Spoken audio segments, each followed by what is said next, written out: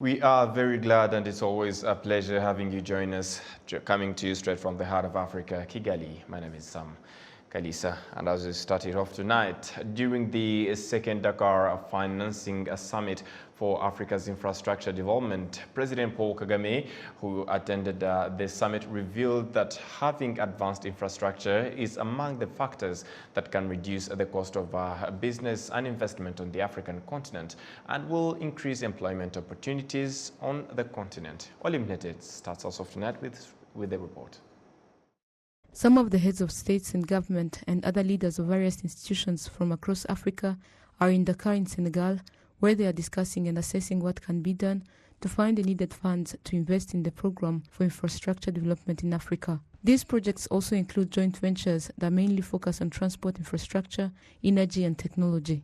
The President of the Republic of Rwanda, His Excellency Paul Kagame, who is also the chair of AUDA-NEPAD, Heads of State and Government Orientation Committee, told the participants of this meeting that the African continent is consistently lagging behind while other continents are developing.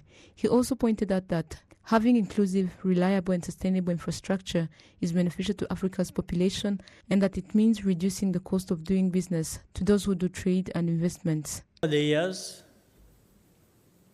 good progress has been made, no doubt about that. But Africa's infrastructure gap remains significant. To close this gap for good, mobilizing domestic resources is very critical.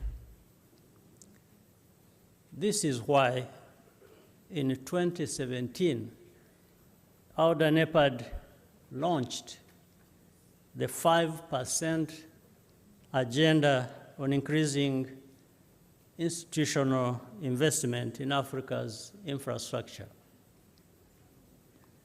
This summit is an opportunity to add to this funding mix, by partnering with the private sector to make our infrastructure projects even more bankable.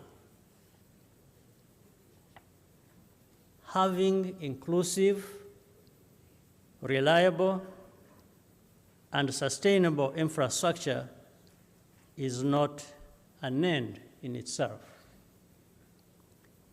For Africa, it means reducing the cost of doing business, boosting regional trade, and becoming more resilient against future shocks.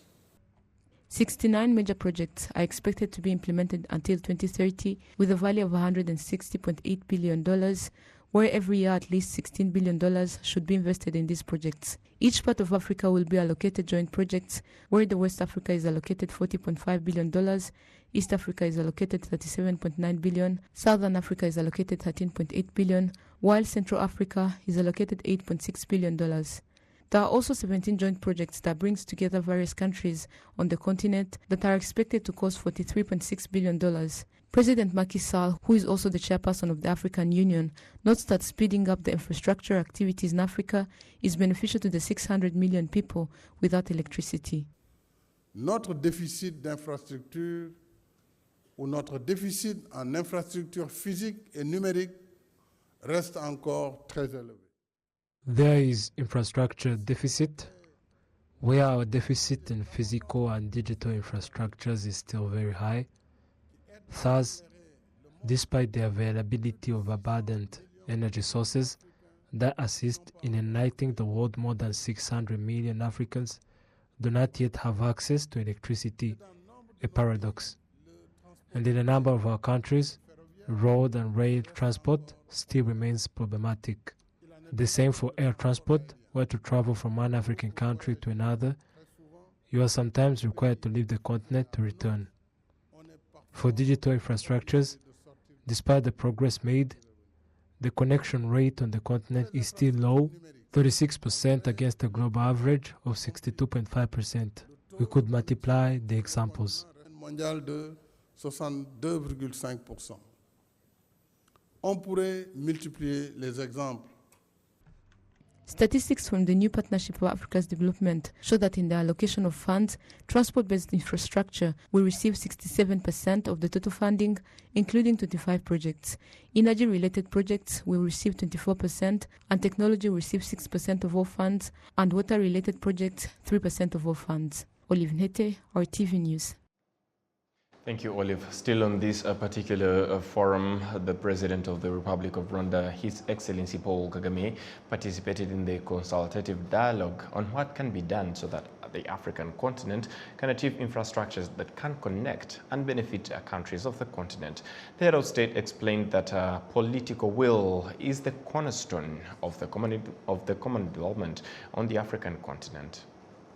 Here we are talking about infrastructure in various ways and the importance of it for our continent and the economy of our continent.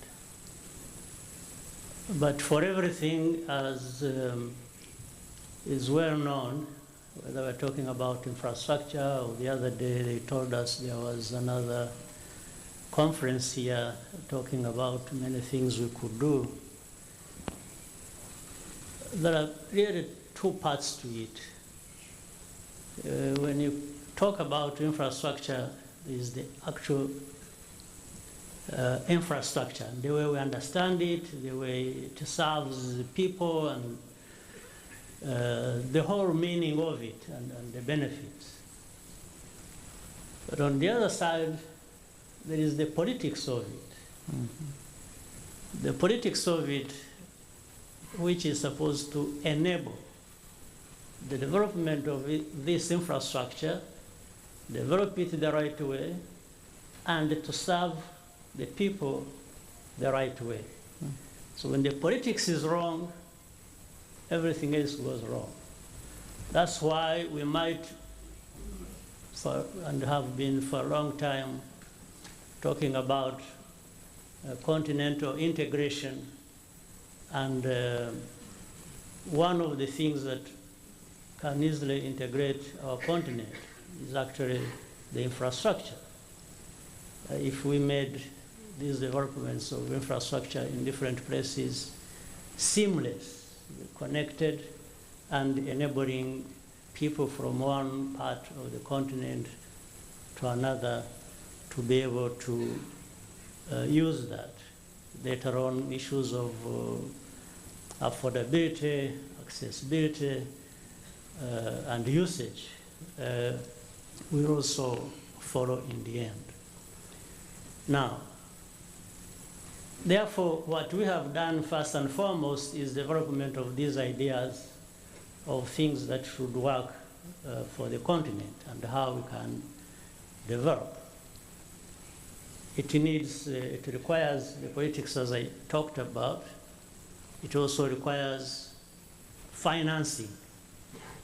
There will have to be means to apply to the needs we have to develop what we want to have.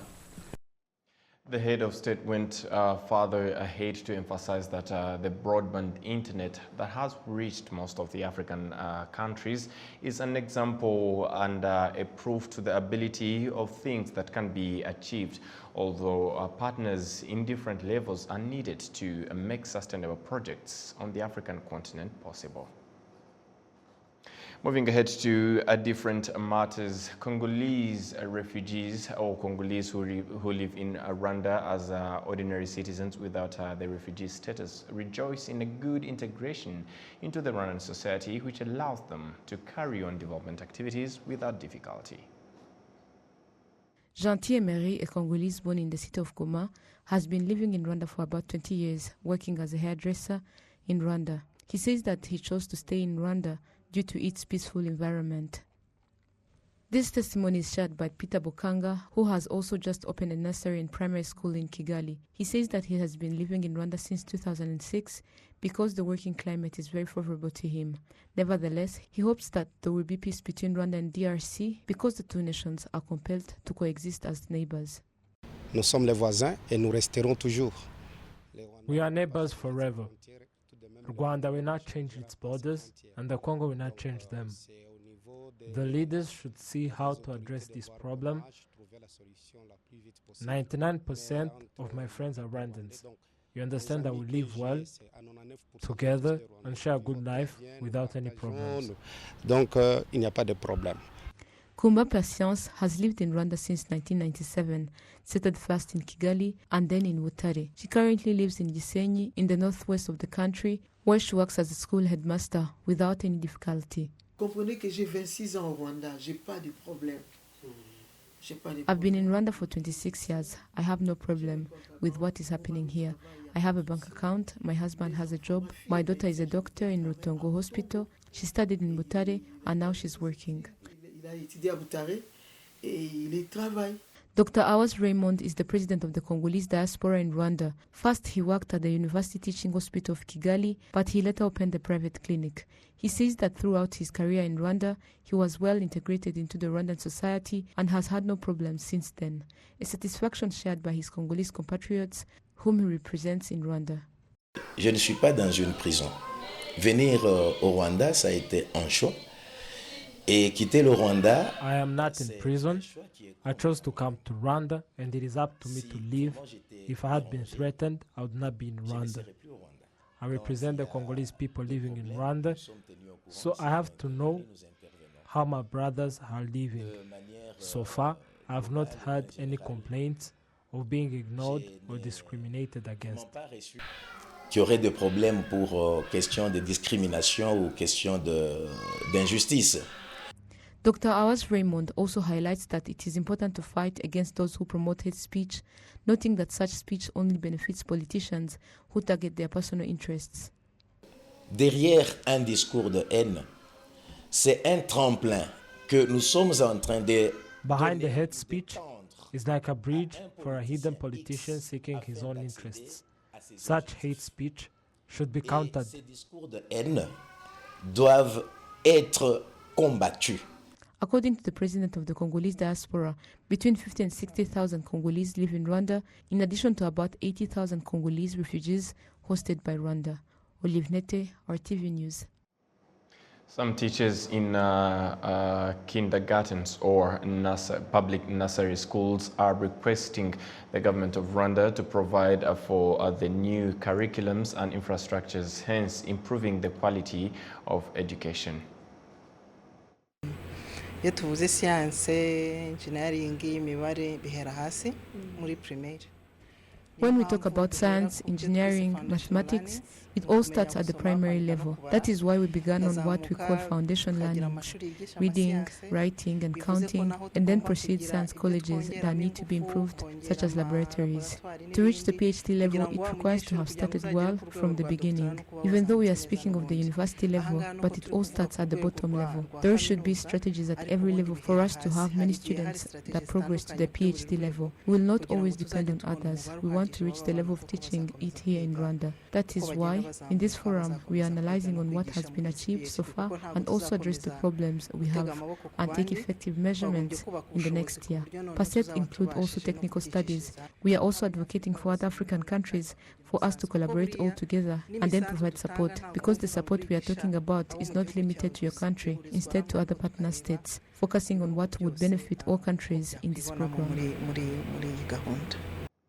Right, sorry for that, as this was a report on the ministers of education from 11 African countries that are gathered here in Kigali, Rwanda, to brainstorm on things that need to be done right to improve the education sector on the African continent in general. But still on education matters, as we just highlighted, some of the teachers in public nursery schools are requesting the government to provide for the new curriculums to be used, of course, in nursery schools and infrastructures, hence improve the quality of education. It's in the morning hours at the primary school of Karieri in Gasabo district. We found Karumagabo teaching his students in top class of nursery. My class has 72 students. In order to implement the education policy, the government of Rwanda harmonized school fees in primary and secondary schools. Some teachers and principals say that this program came as a solution for parents. Last year, we had 36 students, and ever since the Ministry of Education changed the system, including the school fees, we had a lot of students, as we are having 211 students. This high number of students in kindergartens is not equivalent to the number of teachers, teaching materials, and infrastructures in the schools. We have insufficient equipment compared to the number of children we have. In reality, we have no academic tools. The education policy in Rwanda stipulates that all children must attend primary school starting from kindergarten. The Minister of Education, Dr. Valentin Uwamariya, noted that the ministry is aware for all those issues, as that they're trying to solve them as well. The issue of overcrowding is known, and schools continue to look for solutions, but it is still difficult. In kindergartens, children have to study while playing. That is why there is special need of academic tools. There are some that will be provided in that partnership with the World Bank, but still, it won't solve the issue. It is difficult because we still provide a teacher per class, yet it is supposed to be 2 teachers per class, because it is not only teaching, but taking care of them. Teachers, rest assured that in different programs being initiated, we are also trying to change and see what can be done to solve this issue. Currently, there are 7,000 to 8,000 kindergarten teachers in public schools, who are still few. That's why the number of 30 students per teacher is not considered yet. Adams Kwizera, RTV News. In order to improve veterinary service delivery, on Thursday, the Ministry of Agriculture and Animal Resources held a meeting with district and sector animal resource officers where they discussed on the registration and the licensing program. The Council of Veterinary Doctors is among of the associations which has been ranked on top of poor service delivery. However, veterinary professionalism is identified as a major challenge these veterinarians are facing. The main challenge we are facing now in terms of veterinary service delivery, we are facing the challenge of veterinary professionals and paraprofessionals who are now delivering veterinary services to the farmers, yet they are not having the licenses delivered by RCVD as competent body. The fact that the professionals are delivering veterinary services to the farmers, yet they are not having licenses, makes the service delivery not controllable by any competent authority. The Director General of Animal Resources Development in the Ministry of Agriculture and Animal Resources, Jean-Claude Ndorimana, points out the key roles of this meeting in solving some of the major issues in this sector as well. Our farmers are complaining about the poor services are getting from the veterinary services, including the poor service in artificial insemination, the poor service in treating diseases, and especially when they are complaining because if they bring milk to the milk collection centers, sometimes they reject because they find some antibiotic residues. So we are meeting to discuss how we can improve the services we are giving to our farmers. We are targeting to improve the veterinary service proximity. That's the outcome we want from this meeting of 2 days. We want to sit, discuss, and know what is not going well, what we need to improve, and to create that synergy. More than 30 veterinarians across the country have attended this 2-day meeting, which mainly aims to share ideas on the development of this sector and establish a stable plan that will regulate the activities of veterinarians and local authorities, hence to improve the service delivery. Adams Kwizera, RTV News. The Rwanda Cultural Heritage Academy states that it has a goal of demonstrating to Rwandans, especially the youth, the beauty in the heritage, most importantly, making it one of the pillars of the country's economic development. Prince Manzi has the detailed report. With the aim of promoting cultural heritage and creative industries as sectors for the youth employment and job creation, the Rwanda Cultural Heritage Academy has established a space for skilling the youth the Rwanda Heritage Hub. Some of these youth state that they were eager to use the skills they already possessed for the development of their cultural heritage, but lacking information on it. So my biggest challenge actually was, okay, great, you know how to draw, but who are you to tell about the culture? Like, what legit knowledge do you have, like, to teach other people about the culture, Rwandan culture? As you know, Rwandan culture is complex. It takes learning and a lot of experience to be able to share the knowledge, that kind of knowledge, right? So I then, when I heard about this incubation hub that specialized solely on teaching about Rwandan culture, I was delighted because I was like, wow, this is the solution I was looking for. Like someone who can give me those resources, and not just anyone, but the person who is certified for that. Our culture is rich. It has a lot of elements, from the language to the dressing to the way of living. It's so rich, and it's also amazing that the world is yet to experience all that. Juvenal Sengimana of the Rwanda Cultural Heritage Academy points out more on this hub and its expectations.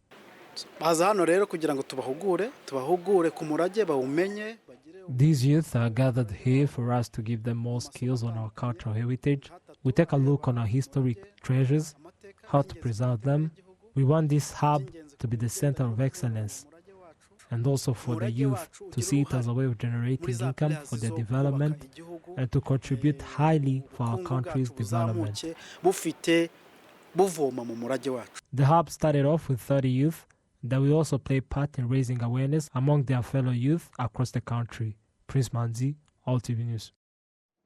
Thank you, Prince. As part of celebrating the National Heroes Day, 246 residents of Kagarama sector in Kicukiro district visited the Campaign Against Genocide Museum to garner insight about Rwanda's history and to onboard measures to develop their sector in terms of infrastructure, among other areas. We do have this report with Isabel Masozera.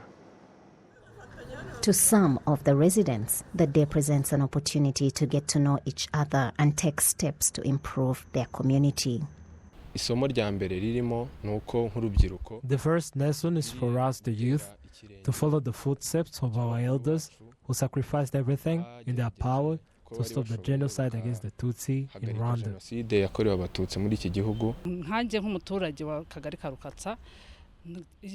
Me as a resident, this has showed me that I have to work together with my fellow residents to be part of something that unites us. This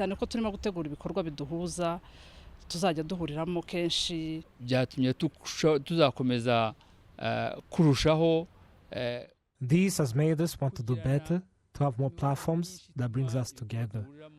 I've not stayed in this cell in Kicukiro. It's now been more than 2 years, so I am among the people who need to know fellow residents. According to the cell leadership, this is the beginning of the change residents want to see. Yes, let's sit together and agree on the way forward. We shouldn't be united because of the Heroes' Day. We should be united because of a common cause, which is nation building, and then this will only happen when we work together. So we want to establish a platform that will be bringing us together. The newest thing that we intend to create is that platform that brings together everyone that lives in Lukatsasir. Previously we used to meet in Omaganda, but we want to be meeting very often, more than we've been, so that we can interact together, see how we can help each other in terms of economic development, see how we can help each other in terms of developing our area, see how we can support even the vulnerable people within our societies. Over the last 2 years, the residents of Karkasa as a collective built more than 8-kilometer-long roads and have plans to fix the rest. On behalf of the entire news production, as well as the technical team that made it happen, thank you for being with us on this edition of Rwanda Television News. Up until next time, stay safe and have a great evening.